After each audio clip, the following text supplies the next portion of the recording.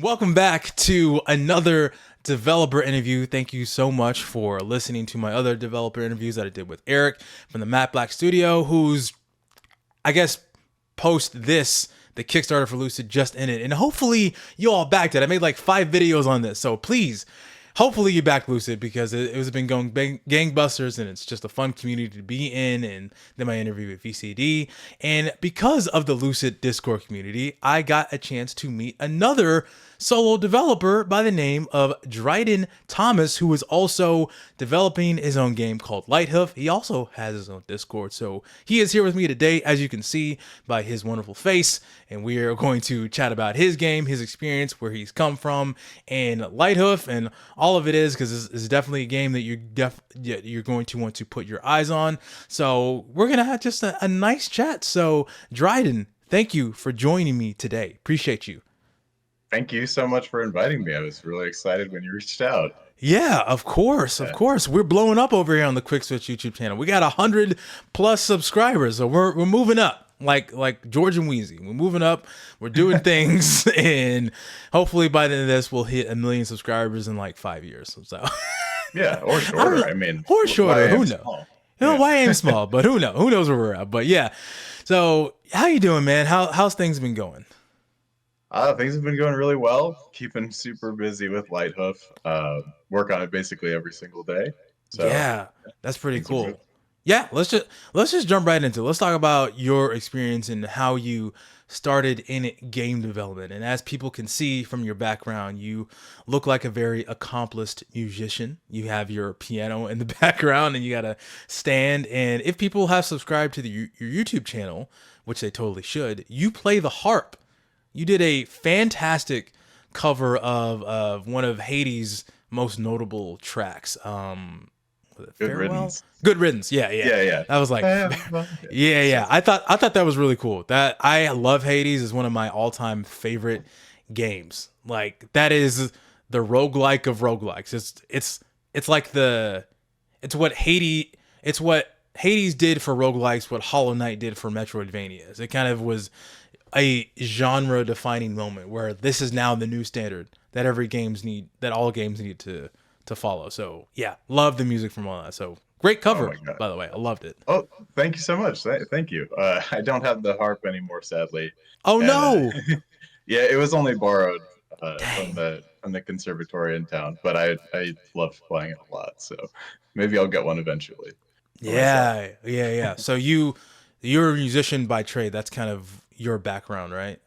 Yeah, yeah. So that's actually how I got into game development. I started as a composer. I always wanted to write a video game OST ever since I was like a little kid. That was kind of my dream. Well, the one that inspired me initially was Baten Kaitos. Did you ever play that game? I know about them, but the only reason I know is because they did a remaster on Switch, but I've never played them. Oh yeah. Yeah, I actually I don't know how good the game itself is. It had some really interesting manipulations in the turn-based combat is like this card thing, and you would try to make straights with your attacks and your items. It was pretty So it's like a and like a puzzles. like a deck builder almost. Yeah, yeah. You were as you went around the world, you would be building your deck, and you would have items, and it would be like you would get rice, and that could be a healing item, and then it would evolve over time into rice wine and then vinegar Oh, that's at like interesting. the card itself. Oh, that's pretty cool. I Yeah. never realized that. That's a cool mechanic. Yeah, it really was interesting and pretty I don't know, forward thinking for the time. But this game Yeah. has this beautiful soundtrack.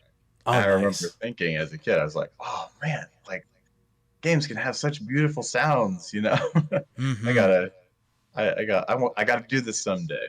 Oh yeah, that's nice. Did you grow up playing any of the older Final Fantasy games? Yes, that's Yeah. another one that's a huge inspiration for me. Mm-hmm. Nobuo Uematsu is brilliant. Oh yeah. One of the What's your best. favorite Final Fantasy? Oh, my favorite Final Fantasy. 7, I Of think. course, classic. Yeah, yeah. I mean, I don't think you can really go wrong with it. Yeah. But I also, maybe a little bit controversially, I don't know how people feel about it, but I really enjoyed 15. I thought it was super different. Okay. Uh, Yeah. I never played 15. I'm not just I'm not the biggest Final Fantasy person. The only Mhm. Final Fantasy game that I really played to completion was 13, and even then, I did it because I started it and I was like, I just need to finish this game because I got bored a Yeah. lot of the way through. And I know people say that Final Fantasy 13 is not the most, it's not the most beloved one. I think people like that Yeah. one, That's Final one way of Fantasy putting 13 it. 2 and Lightning Returns. Everyone's like, yeah, we don't like this one. This one doesn't exist. Yeah. So, but I kind of played Final Fantasy 7, but that's to my extent. I mean, I played all the Kingdom Hearts games, so that's my Final Fantasy Yes. right there. Oh yeah, yeah. I Kingdom Hearts 1 and 2 as a kid, I was just like Heck yeah. obsessed. I had to know more. I haven't really kept up with it since then. The lore, spiraled That's out of control. Oh, it's insane. It's insane. They're working on a fourth one, and I don't know when it's gonna come out.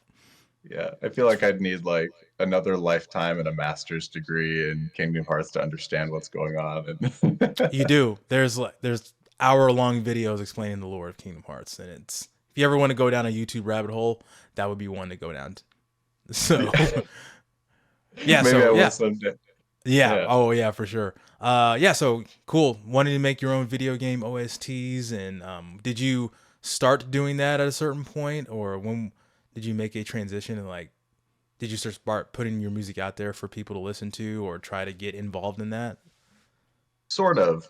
So after college, I got a music degree, Hmm. in musical theater of all things. Yeah, great. This is a story that goes all over the place. But after that happened, I wanted to start writing for video games again because I had been composing the whole time, songwriting the whole time I was in my degree and Yeah. as a high schooler.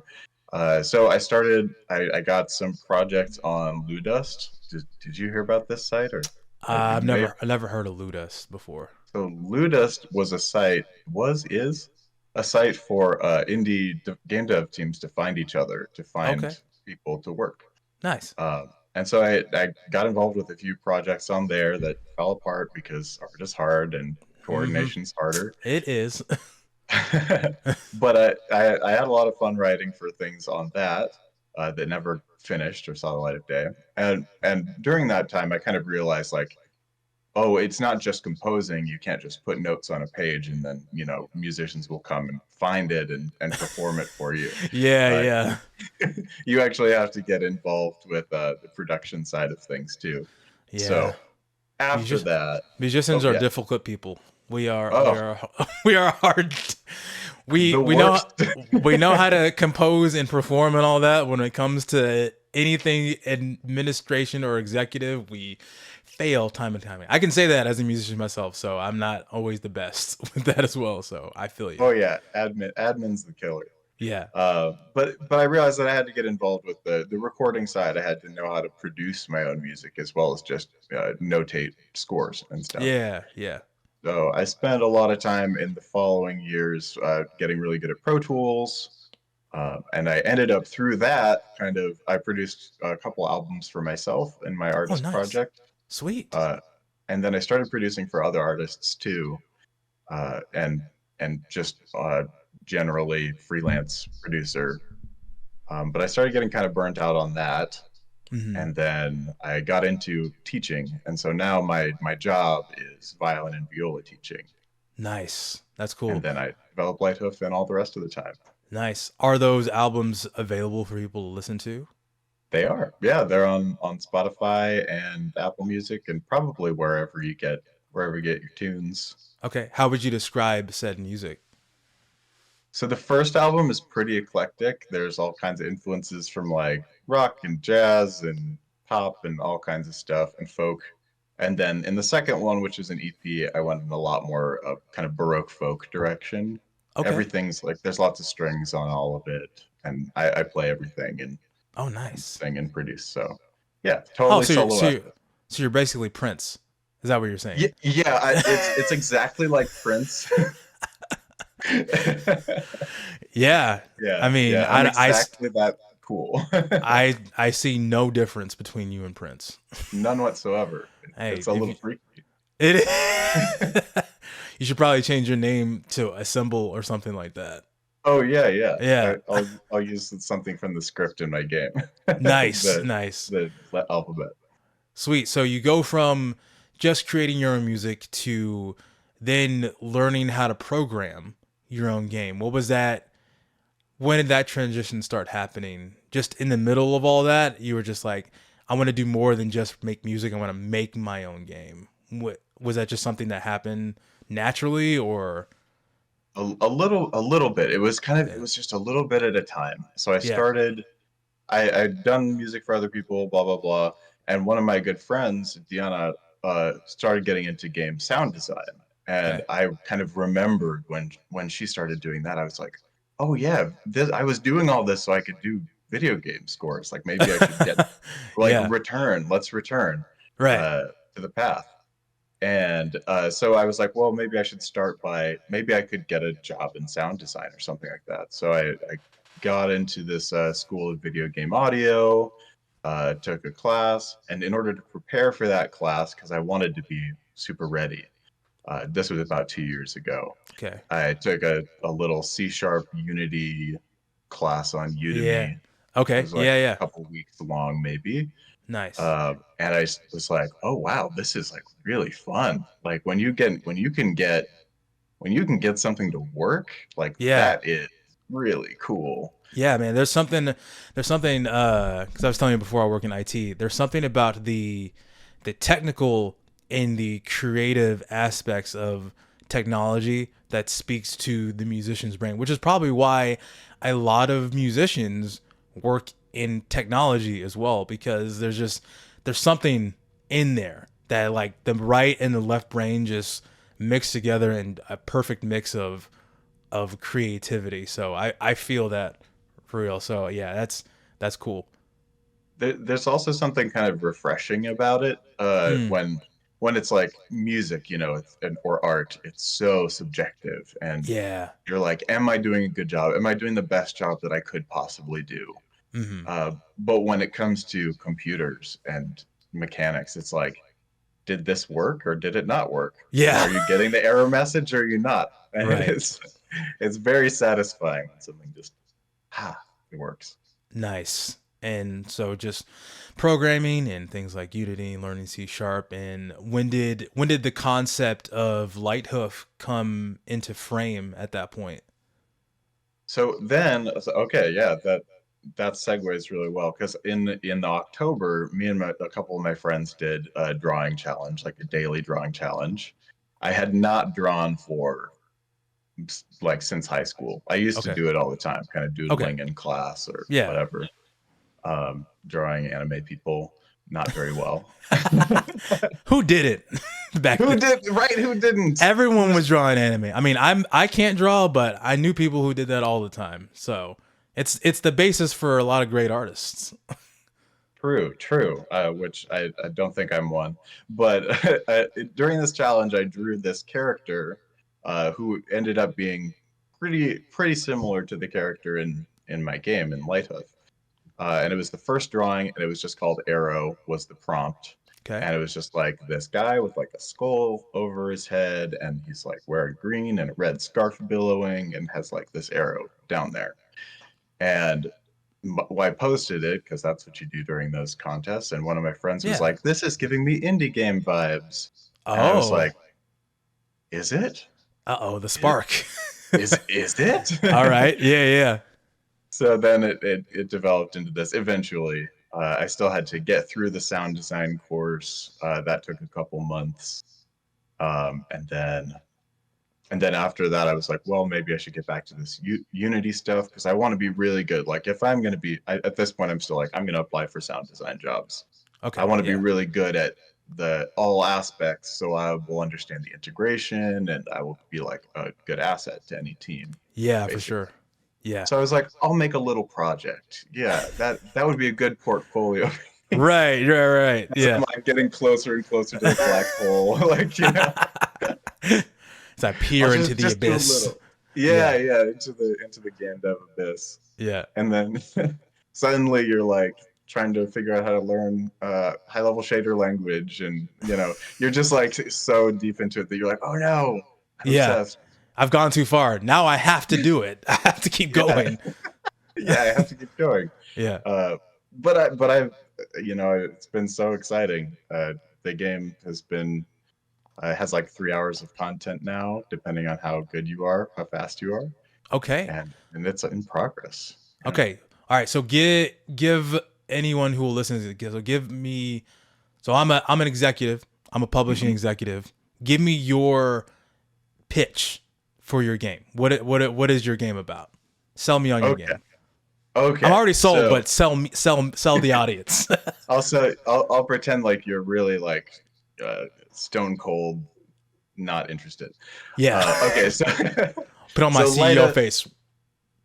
Yeah, oh my gosh. No, I'm struck dead.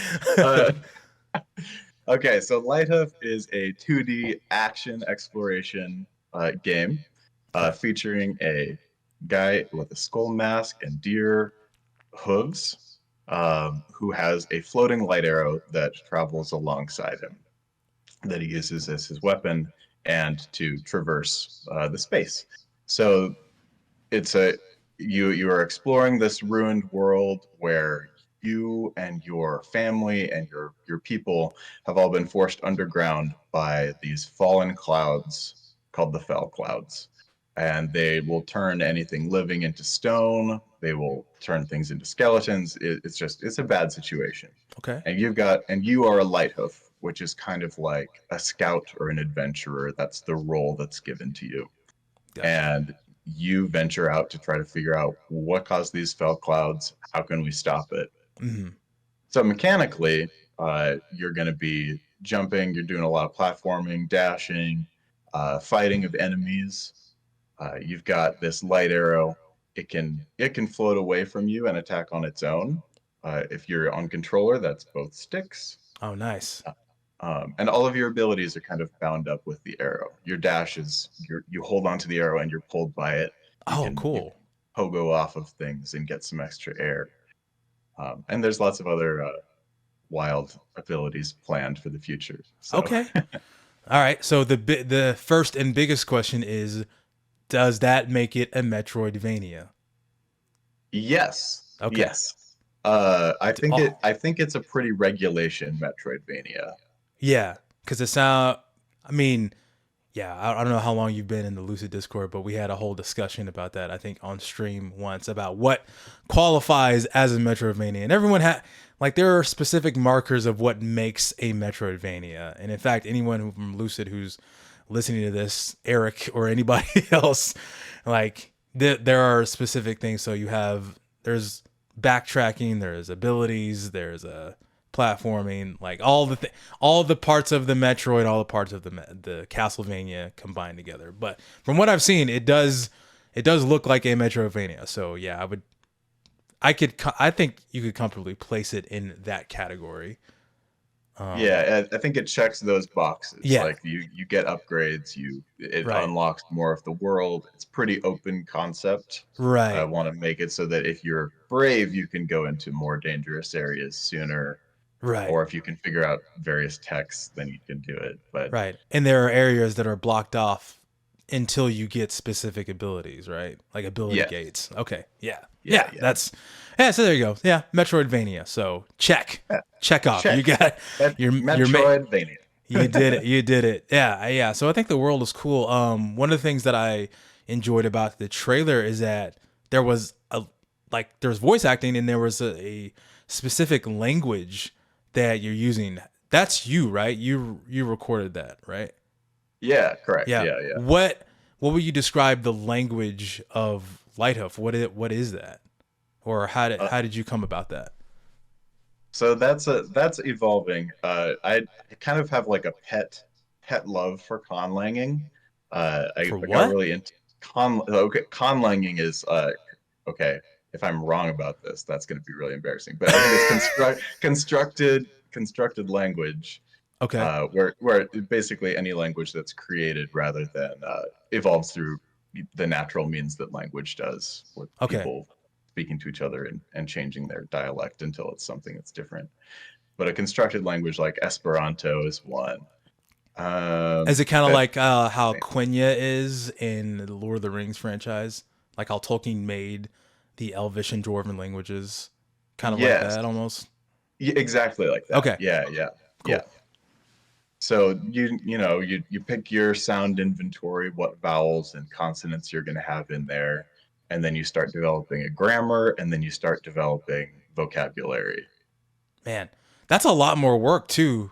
By creating a language and creating vowels and consonants like that, that goes far beyond the scope of just developing the game itself. Because like that's a lot of lore involved in that, which I love. I love games with a lot of deep lore. It ties me more to that. So that was one of the more unique things that stuck out to me about the trailers, that you have a language that people speak within this world. So I thought that Yeah, was really cool.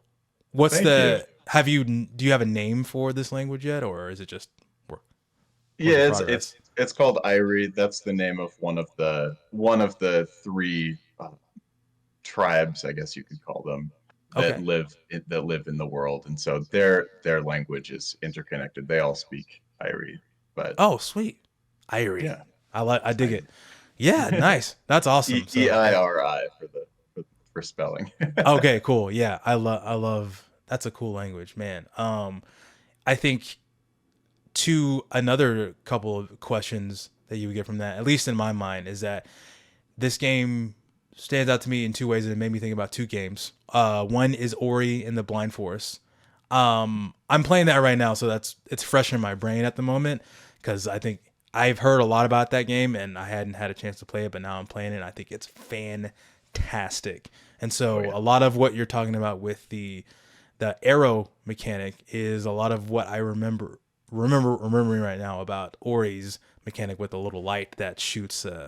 Forget the specific name of it, but it reminds me of that in Ori and the Blind Forest, yeah, yeah. where yeah, you're using light as a power to defeat enemies, and you are a little creature that's going around the world, and there's darkness, and you're trying to essentially bring light back to this world. So Ori and the Blind Forest, that reminded me a lot of, and I'm maybe you've gotten a lot of this, but it does remind me a little bit of Hollow Knight. You got some Hollow Knight For vibes in there. I for think sure. you main It's character, you got the skull head with the little robe around it, so it does give Hollow Knight vibes. So are those two games, are those in your inspiration of games for creating Lighthoof? Yeah, for sure. I mean, I love Ori and obviously love Hollow Knight. Like I think every sentient being probably does. Uh, but the direction that I want to push it in that's a little bit different than Hollow Knight. Well, there's a couple things. Um, First of all, I wanted more movement. Like I wanted it to be more free flowing, even because Hollow Knight's movement feels great, right? Yeah. But I want even more speed. I want even more air. I want like, and Celeste is another good Oh example. yeah. Like Yeah. Oh yeah. the Love Celeste. the eight directional dash. I love how Ori is a little bit more like expansive in how you Mm-hmm. move. Yeah. Uh, and but to balance that and the tightness, that's one of my main goals with Yeah. Lighthoof. Yeah. Um, and, and then the other thing is the character customization a little bit more, not visually so much because hand drawing sprites um, and visual character customization are not really a great mix for each other. But I have this Enneagon customization system where you can put different quills on your arrow, different feathers, and Oh, that's what I remember seeing in the trailer. Yeah, it looks like a big wheel that's multicolored. Yeah, yeah, okay. Okay. yeah. That's cool. So and then you empower those quills to different extents, and that controls how your stats are Okay. basically. Okay. But every time you add something to one, it will subtract some from another stat. There will be like a consequence. Oh.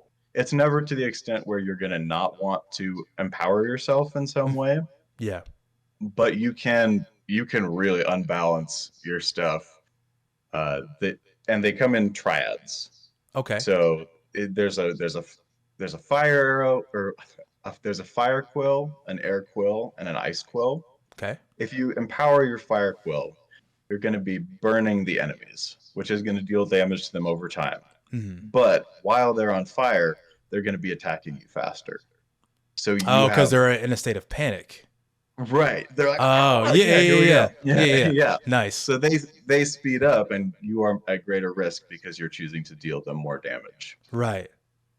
You can counteract that by putting ice on your arrow. And the ice, if you put that on, will slow them down. So Mm. you'll still get the fire damage, but you'll also get the slowing so you can balance it out. Yeah. Or you can just slow them down with ice. Then, but the ice will make your arrow move slower too. So you'll have a slower rate of fire, Oh. which is a straight damage reduction, right? Your Mm-hmm. DPS is going to be down. Right. But it's also kind of a movement reduction because if you choose to rely on pogoing and bouncing on the enemies, Right. then you won't be able to do that as fast and you won't be able to reliably get that many hits in to Right. stay airborne. Well, it sounds like in that context as well, that would be good for platforming, right?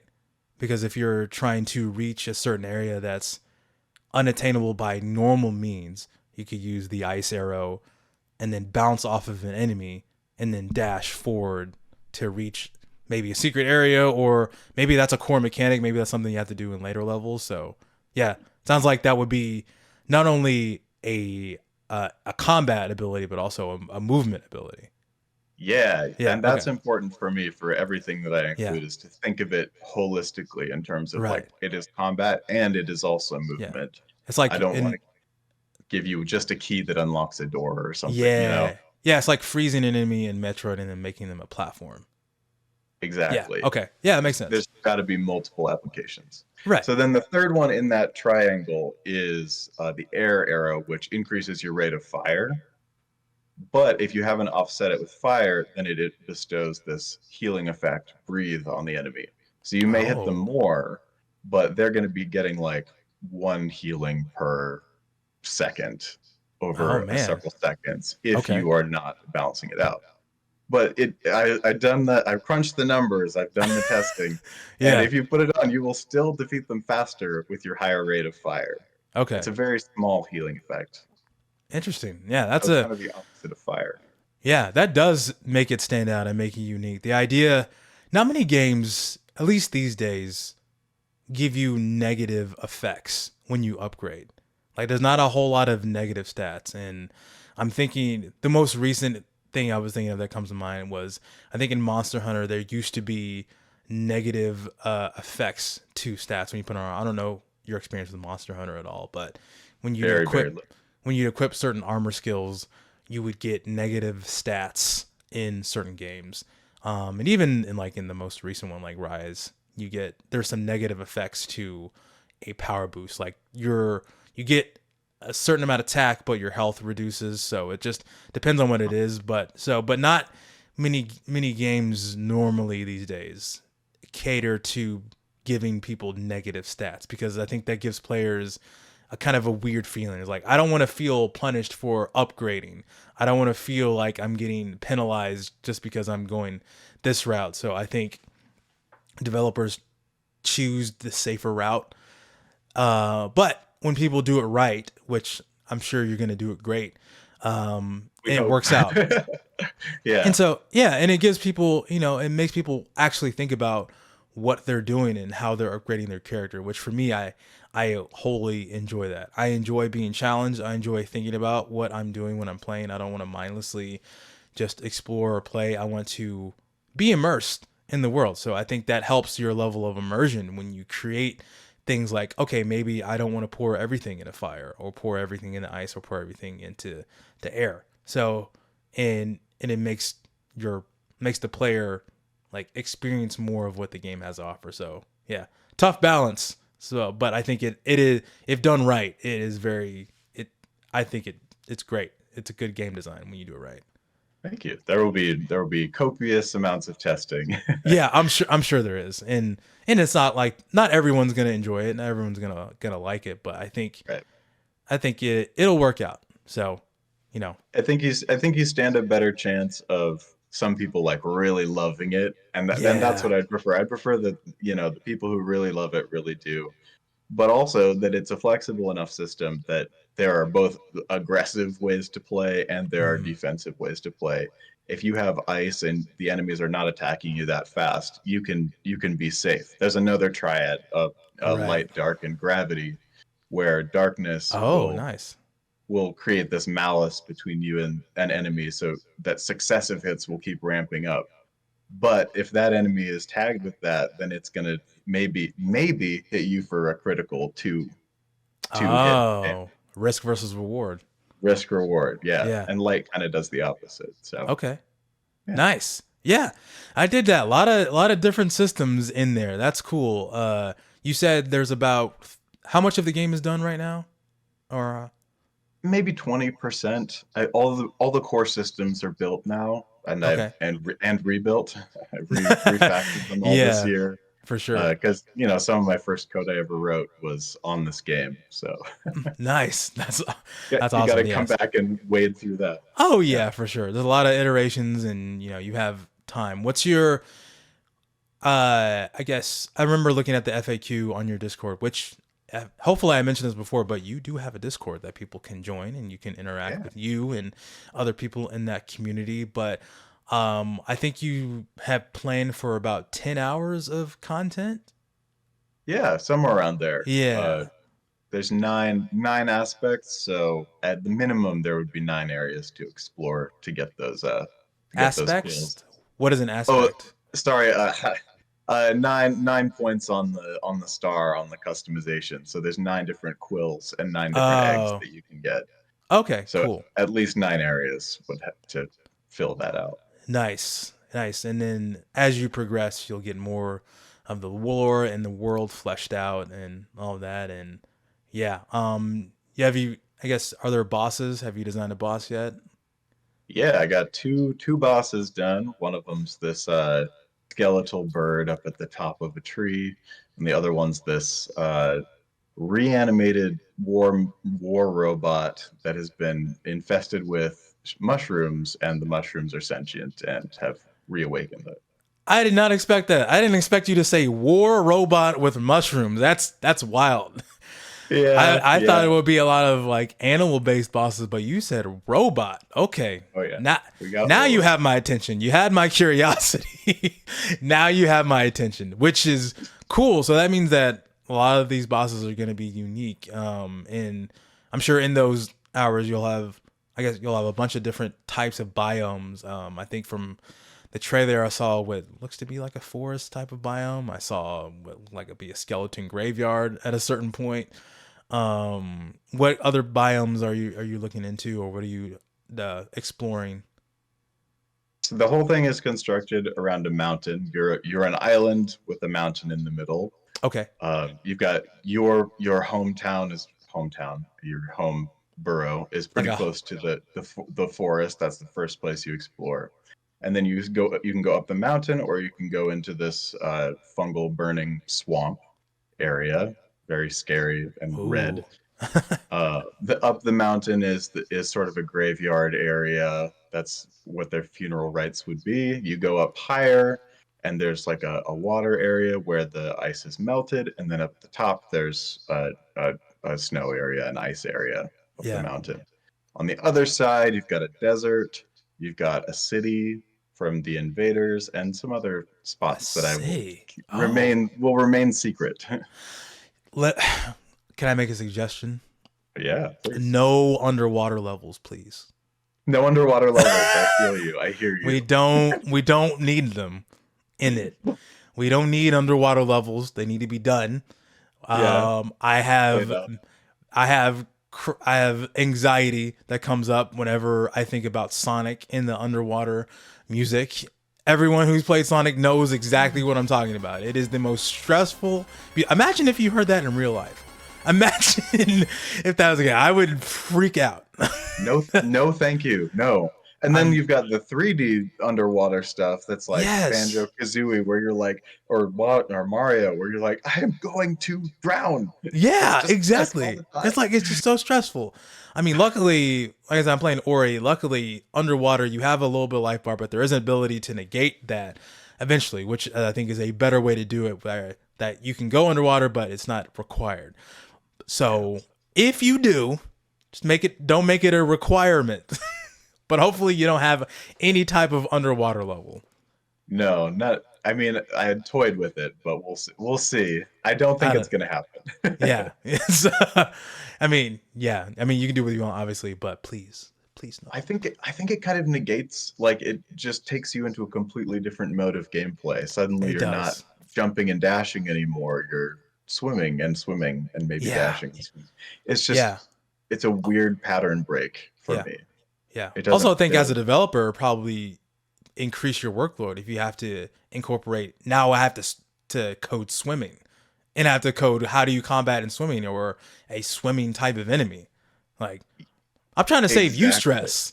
I'm Yeah. Oh, saying, thank you. You're just looking out for me. yeah, I'm I, looking out for you, man. I You, appreciate it. yeah, less work you have to do on that front. Then great. Spend more time into drawing fantastic characters and bosses and biomes. Don't worry about the water. Don't let We're someone else do it. Don't think about it. It's so Don't think hard. about it. Yeah, yeah, yeah. What? So, being a musician, creating a lot of the music and the sound design, what kind of music should we expect out of this game? I guess, do you have a video up that's just the title music and it's kind of I'm trying to how would you describe that? It's kind of, I would say it's like melancholy, romantic, Yeah, a yeah, little yeah. bit like capital R romantic. Right. Um, just and a little bit wistful, and that's kind of a vibe that I stick with because there's some mournful topics in the game. It's the end is near for these people, and I wanted to make Mm. that come through very well. Um, Entropy. Got it. and yeah, Yeah. fully. I mean, it's an analog for climate change, really, Mm. in a lot of ways. And like, how do you deal with, like, maybe this is it for everybody. Like, maybe this is it, and you can do something about it. You can not do something. You can just try to enjoy the time you have, or whatever it is. Yeah. And maybe that's just life itself. I don't know. So at the end of the game, it's you on screen talking about climate change. Yeah. It's at the No. very you reach the end of the credits, and then it's like, hey guys, it's me, Dryden. Thanks for completing Lighthoof. Let me tell you why this game is necessary. Climate change is real. Oh We need to man. reduce our carbon footprint. We need to be completely carbon neutral by 2050. So it's just By you at the last year. Yeah, yeah yeah, 100%. Yeah, yeah. that's I no, bet. I don't I don't want to be super heavy-handed with it, but I do want to explore the emotional dynamic of, Yeah, sure. no, yeah. Yeah, that would be too cheesy and campy. But yeah, if That's how I feel though. yeah. No, but I think you can do. I mean, every person who develops something has some sort of worldview and some sort of, for lack of a, I guess, message that they're trying to incorporate onto the player, which keeps them thinking more about the game. I mean, that's what makes games memorable is that they have good stories to tell, and the people who write them have stories that they want to tell, and if done right, it has a lasting impact. I don't. I'm someone who enjoys a story, whether or not I agree with the message that someone is trying to incorporate in a story. I enjoy the fact that someone crafted a good story. Yeah, heavy-handedness is not a thing for me. I think it's funny when people do that, but it's not something that I like to consume because it can be too obvious. But I enjoy a good story that's something that I can think about, and if it's something that I can go along with or not. So yeah, I, if that is what you're going for, I think crafting that in a way that is good and makes sense within the confines of Lighthoof story, I think would be great and would make a lasting impact for people who whenever they play it. So Hopefully. Yeah. yeah, But in the end, it's always about the characters. It's always about the specifics of that world, and then the themes. If they bleed out, yeah. If they parallel stuff in real life, then all the yeah, better. Yeah, yeah, yeah, that's great, man. And yeah, and I think it's cool because this is your creation and you're putting your thoughts just like you would in music. You're putting your mind and your creativity out there for people to know and to explore. So I think that's great. I mean, it's part of the human experience is that we're sharing stories with people and we are engaging with this world with our own worldviews and how what we think is best for the planet that we live on. So yeah, sweet. Nice. What are you currently doing on the game? What's in progress at this current moment? Right now, and as in yesterday, and right after this, right after this interview is over, I'll be working on a design for the third area, which is kind of the second area that you'll actually explore, which is the graveyard area. It's called Our Given Row. Oh, I think I saw. I think you put up a picture of something like that. Looked like a ghost almost. Yeah, How yeah, just kind timely that we're in October and you're talking about spooky things. of amazing how it worked out. Yeah. Maybe that was it. Maybe I just like was in the mood and I was like, I gotta do that graveyard level now, man. Yeah, for sure. Nice. I dig it. I dig it. Something you mentioned a while back, I wanted to touch on. You said that you have some sort of a home/hub area. Is that a place that you will frequent back to for upgrades and for new things, or Yeah, what is that to you in the game? yeah. So you find these eggs of these legendary birds that used to fly in this and be a very important part of their area's culture, Like but they're gone. Articuno and Zapdos and Moltres. Yeah, yeah, exactly. Lugia, Ho-Oh. Uh, Yeah. very much those vibes. But Yeah. their eggs are left, or so you think, around the world, and you collect them and you gather them back, and they kind of I don't know how to explain it. I don't want to like give anything away, but they will help you kind of recreate the world as it should have been. Okay. Uh, so your home world will change as you collect these eggs and things become possible again, like agriculture or um, having warmth again would be really important with Okay. water.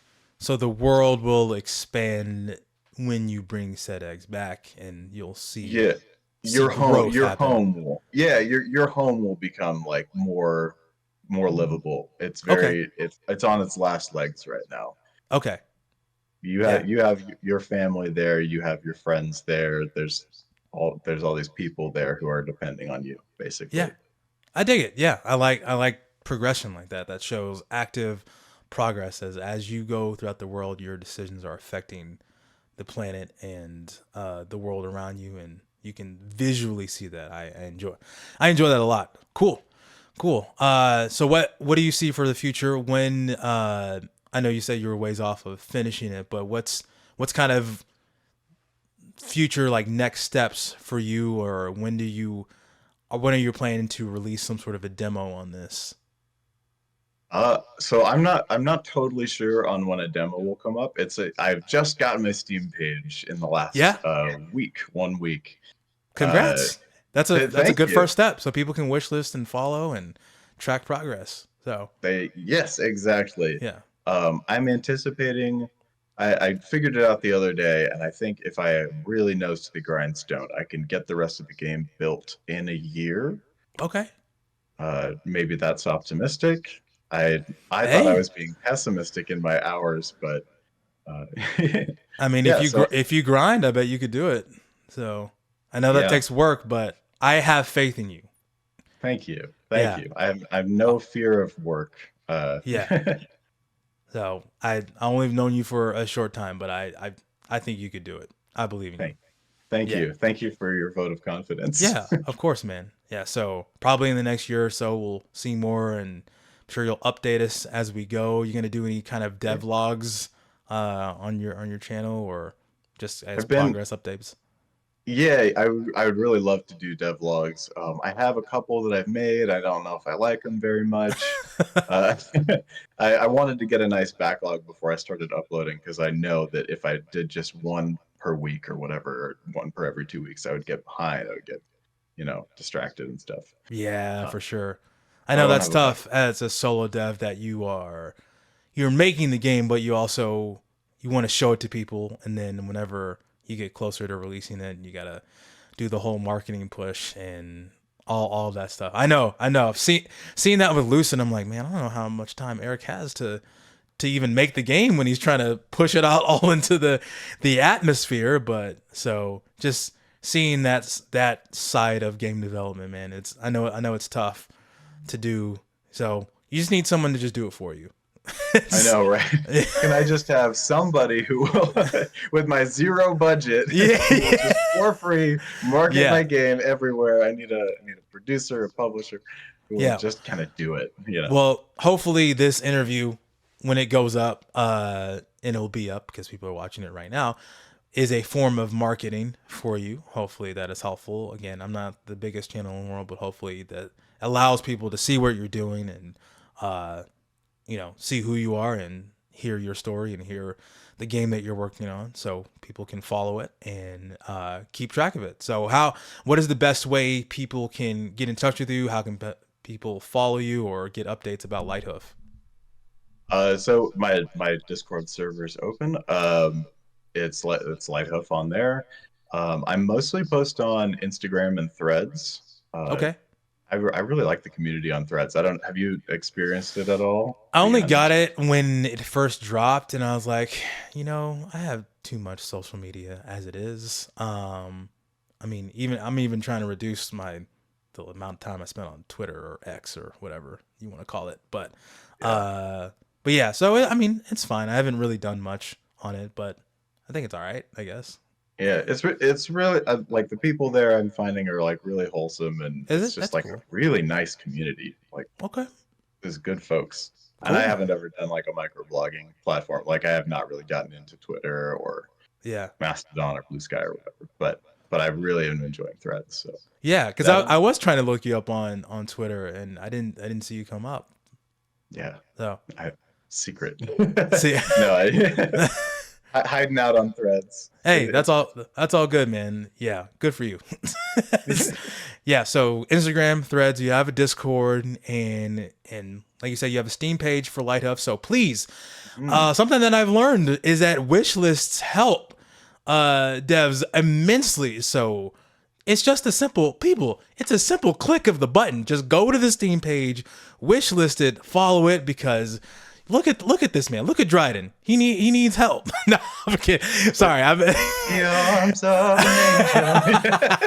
wasn't gonna do the silver glove thing. I don't want to make you seem like a sad puppy. I wasn't trying to do that. Anything for 60 points. No, but I want people to support you in your dream and your vision for this game, because I'm a firm believer in just supporting solo devs and people who have a passion and a heart to develop good games and develop games that people want to enjoy and share their experiences with. So I definitely want people to do that. Definitely want people to wish list your game and do all the things, and can't wait to see the progress of Lighthoof and to see what else you got cooking up. So any plans for a Kickstarter in the future or anything like that? Maybe. I would love to do something like that. Maybe when I'm closer to being done, Yeah. Well, that's in the works. Idea.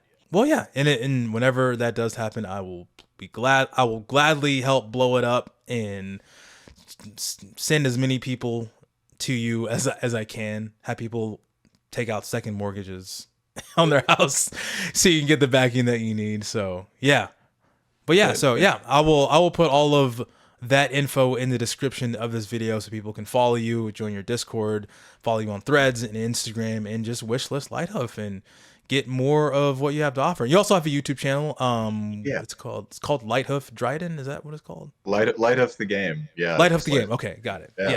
Yeah. Where they can see not only the game trailer and the title, but also your fantastic cover of Good Riddance from Hades. Don't take it down. Keep it up.